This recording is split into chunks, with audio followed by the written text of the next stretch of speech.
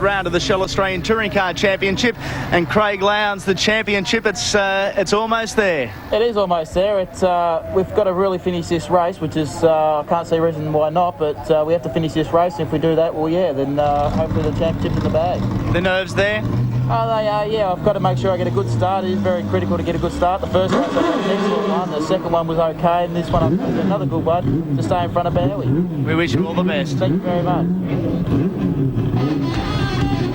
And Craig Lowndes, of course, has pole position ahead of John Bowe, Peter Brock and Alan Jones sharing the second row. On the third row, Larry Perkins and Wayne Gardner. Row 4, Stephen Richards and Glenn Seaton. And filling row 5, Dick Johnson and Mark Scape. The moment of truth for championship leader Craig Lowndes. He's got to finish in the top 3 and he claims the Shell prize for 1996. They get the green light. Lowndes makes a good getaway, but Bowe has made a beauty and he's ducking down the inside, and John Bowe will win the rush into the first corner. Lowndes back to second position. Alan Jones comes through on a charge too. He's got Peter Brock up the inside. They'll go side by side out of that corner, down the back straight for the first time. It's John Bowe in command. He's surprised everyone with that start. Leapt in front of Lowndes off the second row and will lead them through the first time. Well, very unusual, really. Sorry. Whoa, we got Peter Brock. Has gone around in front of the field. He's copped Larry Perkins in the door. Scafe's involved in there too. Is that Glenn Seaton at the back, or Gardner or someone? A big crunch up in that first turn. Look at them. 1, 2, 3, 4, 5 cars. Seaton and Longhurst. Gardner, Scafe, Perkins and Brock. Goodness me, what an accident. A hectic first corner. Let's look at that again on the replay. Here's John Bowe leading them down toward the curve for the first time. He's running out in clean air all on his own. Lowndes comes through now. Brock loses it. Whether he got tapped, I don't know, but he's gone right around. Alan Jones sneaks through, and look at the carnage behind him. It's a bit of a dent in his door. Look at that again on replay. Out of the Ford Credit Falcon of Glenn Seaton. And Brock's come around. We didn't see what started that, but pow, he's got nowhere to go. Right up the back of Perkins' car. Perkins now cannons into the side of Brock's car. So let's look at that from another angle. This is from the front of Larry Perkins' car. Gardner actually escaped all of this too. Yep. You could see Brock. Now Larry's got nowhere to go. Bullseye right in the door. And that started off the chain reaction. And the red flag is out. The race has been stopped. We're set for a restart. Well, we've come to a standstill. For how long? Andy Raymond is with Tim Schenken. Thanks very much, Gary and Tim Schenken. Carnage. It seems so. I haven't seen it. You've probably seen more on the monitors than I have, but 5 cars stopped at turn 3. It's going to take us about 10 minutes to clear it up. And John Bowe got such a nice start for a change. It always happens. That was race director Tim Schenken. Let's take another look at how it happened. Well, John Bowe in control, Lowndes in second, but Brock was well and truly around by the time he came into view. Lowndes round the outside. Gardner takes good evasive action too. Perkins tried to go down the inside, but was left nowhere to go, and that started off an immediate chain reaction. 1, 2, 3, 4, 5 of them involved in that crash. They're out of action for the replay. This is the way they'll line up. Lowndes in 1, Bowe 2. Some big spaces in between. Jones back in 4th spot. Gardner 6th. Richards will line up in 7th. Then a long way back to Mark Poole, Max Dumsney and the rest. Moments away from the start, the restart of Heat 3 after that terrible accident. Craig Lowndes back on pole position. Bowe on second. We get the green light. Lowndes makes a great start, but Bowe has made an equally good one. Bowe goes up the inside. He's done it again. He'll lead Lowndes through turn 1. Astonishing start from Bowe. 2 out of 2. He'll lead Lowndes through with the pack leader Falcon in 3rd position. Great start from the Shell FAI #1 Falcon driver. Hard under brakes for the sweeper at the end of the pit straight. He's got Lowndes up behind him. Trying to muscle his way through. Alan Jones in 3rd position. Gardner in 4th. Situation remains the same for Lowndes. He only has to finish in the top 3 positions, regardless of where Bowe finishes here, to take the championship for 96. We take roof cam. Dunlop roof cam, in fact, above the windscreen of Dick Johnson's car, fighting his way through from the back of the field. He had some damage in that first lap incident as well, apparently. Headed back to the garage, did the repairs, just back on the track in time to join the back of the field. He's up behind Max Dumsney's Valvoline Auto Pro Falcon as our leaders reel off 1 lap. Cars that didn't make it back for the start of this: Brock, Scaife, Perkins, Seaton, Longhurst, and for other reasons, Greg Crick. Well, in that first corner crash, the pack leader car was on the grid waiting for the restart. The crew were frantically scrambling around under the front end with spanners. I think they were concerned about the wheel alignment of the car. It might have had a hit. but it seems to be going reasonably competitive in third position at the moment. Gardner in fourth, and look at Stephen Richards absolutely powering through the field. He's had a bit of help, of course, with all the carnage, but he's up to fifth position in the Valvoline Cummins Commodore. Great run from the privateer. And here we have Dick running along 140, 50, 60, 70 k's. Very deceiving how long this straight is. Almost 190 kilometres an hour along here. Turns in, very tight corner, back to second gear. We'll see him rush down here, go up through the gears. Car's accelerating at quite a rapid rate here. This is a very fast kink in the straight. Almost lifting, short shifts there. 218, 19, 20. Good hard brake. Pulls the thing back, goes straight back to second gear, turns it in. Smooth on the throttle, try and stay off the curb on the inside there. Up to third, short shift into fourth. Fifth, hard brake, back to second again. Just fantastic technology, isn't it? It's on-board telemetry. We can watch this as it happens on board the car. Very, very good. Not only that, you can hear the gear changes, so fantastic. Back at the front, John Bow still in front of Craig Lowndes, the way they have been from the start. On the Shell race score, Bow in front. Can he stay there? Lowndes, the series leader, hot on his hammer. Alan Jones in third spot, then Wayne Gardner and Stephen Richards. Battle here, first, second, thirds on. Look at the one for fourth and fifth. Oh, there's a little, might have been a contact there between Stephen Richards and Russell Engel.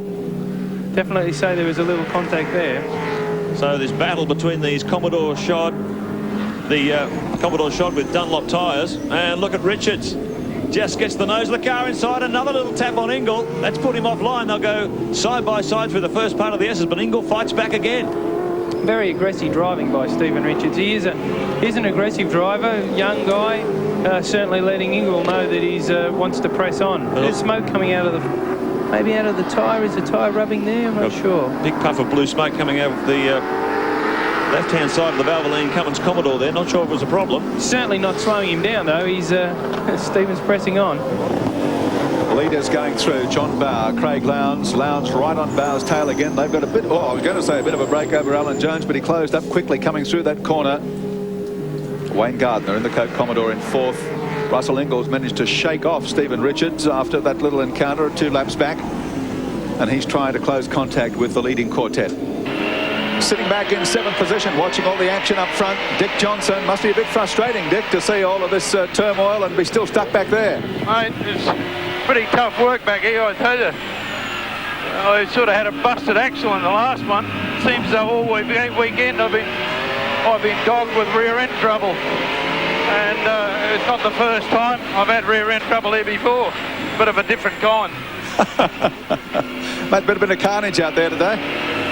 Well, old John's doing a good job of holding everyone up, but you know the laps are sort of dwindling away now, and my old tyres are just about soft too, so we'll just have to struggle on the way we're going. Looks like a pretty good fight up there anyway. Actually, the boys did a damn good job to change an axle while I cleaned up that mess around there. Well, maybe it was fate for me. Well, hang in there, Dick, because the way they're dropping like flies at the front here, you might end up on the podium. Well, you never know. All right, thank you. Thanks, Bill. So Dick Johnson, 7th position, watching this great fight up ahead. He's got a grandstand seat. But positions remaining fairly static, as we've seen in the previous 2 heats. A very difficult place to pass, with the driver sitting on a nice, tight, conservative line in front of you. Alan Jones is really on the attack in those opening few laps. A little bit of airspace between him and Lowndes now. It's not even a second in it. So Bow, Lowndes, Jones, Gardner, Engel, Richards. The top 6 remains the same. 13 laps completed. John Bow still in control, a 1:11.01 that time around. Lowndes slightly faster, a 1:10.87. So these 2 trading blows in terms of lap times, but Bow still in control. Lowndes, I guess, in a championship situation like this, Bradley, would just be very much aware of bringing this thing home without a scratch. Oh, yes, I'm sure his brief has been to just stay out of trouble, finish in the first 3, clean up the championship, and press on Oran Park in a couple of weeks and try and win 3 out of 3 again. By the time Oran Park comes around, he'll have no championship to worry about. It'll be locked up. So I'm sure he's just going to try and stay in behind John Bowe, not cause too much grief. If Bowe slows down too much, he'll try and go past him, but otherwise he'll happily sit there, win on the day, win the championship, and have done a fantastic job with HRT team for the whole year. Keep in mind too, that'll be Holding Racing Team's first Australian Touring Car Championship since the team was set up under Win Percy's direction back in 1990. So it's been a long, hard struggle for them. But looking in the box seat this afternoon here at Mallala.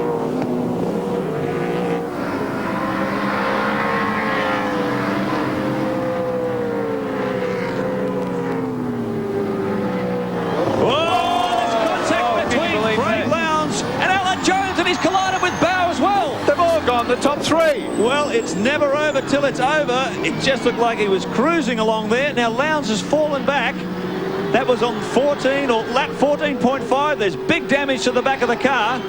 There is still an opportunity here for Lowndes if he can keep going to try and bring it home in one of those top three positions. If he doesn't, the championship goes down to the wire at Oran Park.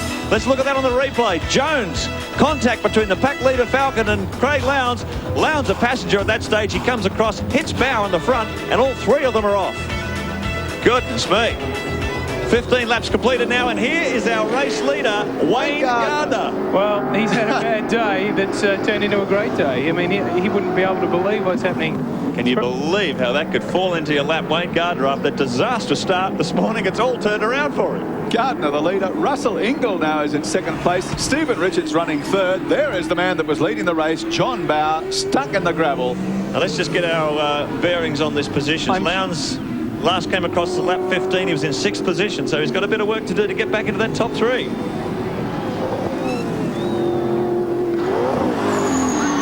Oh, there's Russell Ingall off. Wow, they're dropping like 9 pins, and that puts Stephen Richards into second place, the highest placed privateer for a long time. Now there goes Lowndes. He's just snuck through. That'll move him up the position again. Oh, I think you'll find that Lowndes has won the championship with Bowe out of the race. I don't think it will really matter whether he finishes or not. His car was smoking for a little while and it stopped, so he'll just be pressing on now to try and climb back as high as he can.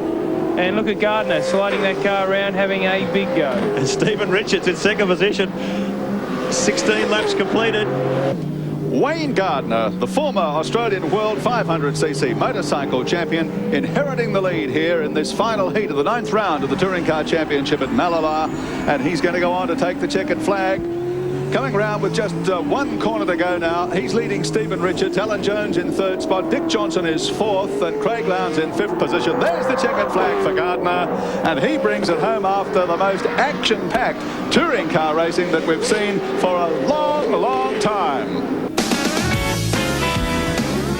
Wayne Gardner takes the prize. Stephen Richards in 2nd place. Alan Jones finishes 3rd. Dick Johnson in 4th position. And Craig Lowndes finishes 5th in the final heat of round 9, just ahead of Russell Ingall. Then Stephen Ellery, Max Dumsney, Kevin Waldock, and Mark Poole sneaks into the top 10, the last 10. To the 3rd place on the day, once again, very unlucky. Shell FAI Racing's John Bowe. Congratulations, John. Alan Jones, once again, back on the podium. Congratulations for 2nd. And at this stage, I'll ask Ross Brodie, the motorsport manager for Shell, to present today's trophy to the new Australian Touring Car Championship, sponsored by Shell, Craig Lowndes. A day of adventure, but it's all wrapped up. Congratulations. Thanks, Andy. It's probably that last race was a little bit of a chaos, but anyway, we've ended up with a great result, and I'd like to thank Mobile, Bridgestone, and all the team. So it's a great tribute to them because they've put a lot of hard work in this year, and it's just fantastic. A lot of smiles on the faces of the team, guys, because it has been a while between drinks. It has been. It's the first one for us, and as I said, the guys have all pitched in together, and it's fantastic, the result for them. Go and enjoy a few. Congratulations, Craig Lowndes. Yes. So the talent of Craig Lowndes rises above the carnage and the debris here at Mallala, and he has an unassailable lead now, has the Touring Car Championship in his grasp. John Bowe in 2nd place on the series point score, Glenn Seaton 3rd, Peter Brock 4th, and Larry Perkins is in 5th place. Well, you've got to hand it to Craig Lowndes. He is certainly a great talent. And don't think that just because the touring car title is his now, that it's not going to be worth watching him in action at Oran Park. Because if he can make it another 3 out of 3 clean sweep there, he will. He's got the determination. He's certainly got the talent to do it. And there is a great scrap going on behind him for minor positions in the championship with Brock, Bauer, Jones, Perkins and the rest of the contenders. So I hope you can join us for the final round of the Shell Australian Touring Car Championship from Oran Park in Sydney, a fortnight from today. That's 16th of June. We'll see you there on 7 Sport.